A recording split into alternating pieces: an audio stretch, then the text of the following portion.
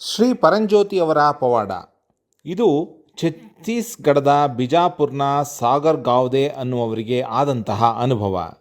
ಅವರು ಹೀಗೆ ಹೇಳುತ್ತಾರೆ: ನಾನು ಒಂದು ಆಸ್ಪತ್ರೆಯಲ್ಲಿ ಶುಶ್ರೂಷಕನಾಗಿ ಕೆಲಸ ಮಾಡುತ್ತೇನೆ.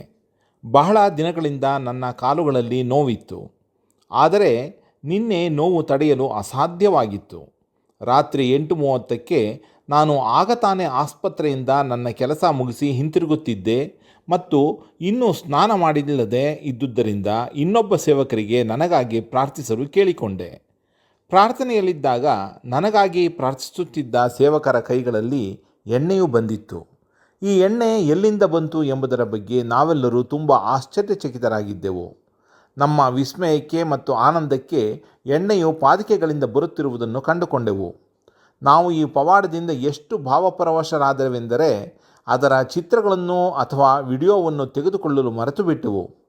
ಶ್ರೀ ಪರಂಜ್ಯೋತಿಯವರು ನನಗಾಗಿ ಎಣ್ಣೆಯನ್ನು ಕಳುಹಿಸಿದ್ದು ನನಗೆ ಆನಂದವನ್ನುಂಟು ಮಾಡಿತ್ತು. ನಾವೆಲ್ಲರೂ ನಮಗೆ ಎಲ್ಲೆಲ್ಲಿ ನೋವುಗಳಿದ್ದವೋ ಅಲ್ಲಿಗೆಲ್ಲ ಎಣ್ಣೆಯನ್ನು ಹಚ್ಚಿಕೊಂಡೆವು ಮತ್ತು ನಾನು ಹಲವಾರು ದಿನಗಳಿಂದ ನರಳುತ್ತಿದ್ದ ನೋವು ಮಾಯವಾಯಿತು. ಆರೋಗ್ಯ ಪ್ರದಾತ ಶ್ರೀ ಪರಂಜ್ಯೋತಿಗೆ ಜಯವೆನ್ನಿ.